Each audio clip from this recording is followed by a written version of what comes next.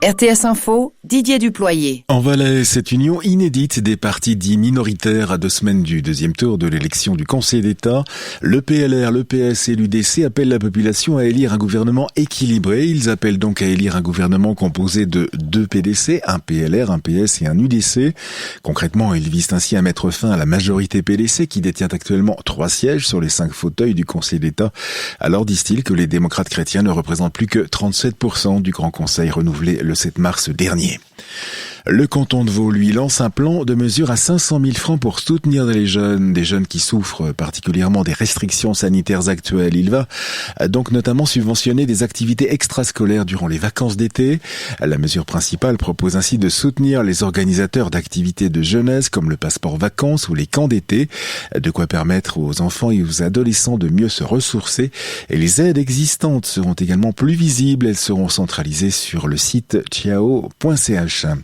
Alors que la Suisse a enregistré près de 3200 cas supplémentaires de Covid-19 en 3 jours, 3170 précisément, pour un taux de positivité de 4,4%.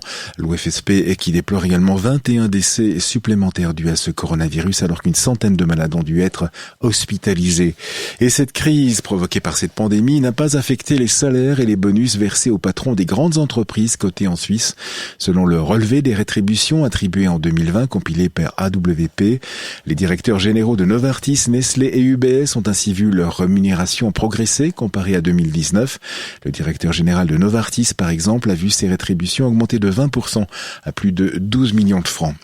Une pandémie qui, en revanche, a plombé les résultats des CFF en 2020. Des CFF qui ont enregistré une perte record de 617 millions de francs.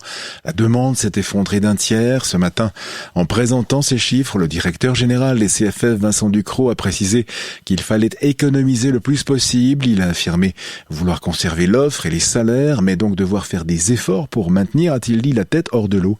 Depuis le printemps 2020, les CFF appliquent ainsi des mesures d'économie en réduisant notamment leurs investissements.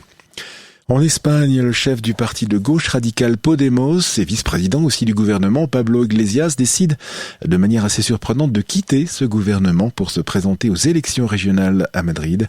Le scrutin est prévu le 4 mai prochain.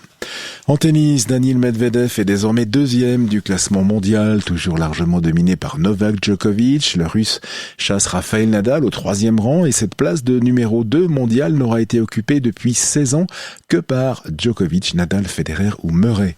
Le classement féminin, lui, est toujours emmené par l'Australienne Ashley Barty. La meilleure Suissesse, Belinda Bencic, est 12e.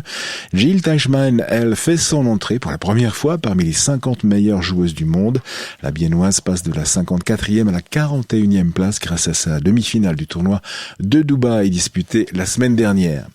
La météo, des nuages, des giboulées intermittentes en plaine cet après-midi, plus fréquentes et localement abondantes en montagne. La limite de la neige va remonter vers 900 mètres avant de redescendre ce soir. Pas plus de 5 degrés cet après-midi en plaine. Demain sera toujours très nuageux en montagne, quelques éclaircies en plaine, avant le retour de précipitations généralisées en soirée et la nuit suivante avec une limite de la neige vers 700 mètres. Ce temps moussa des frais va nous accompagner encore mercredi et jeudi. Continuez l'actualité sur rtsinfo.ch.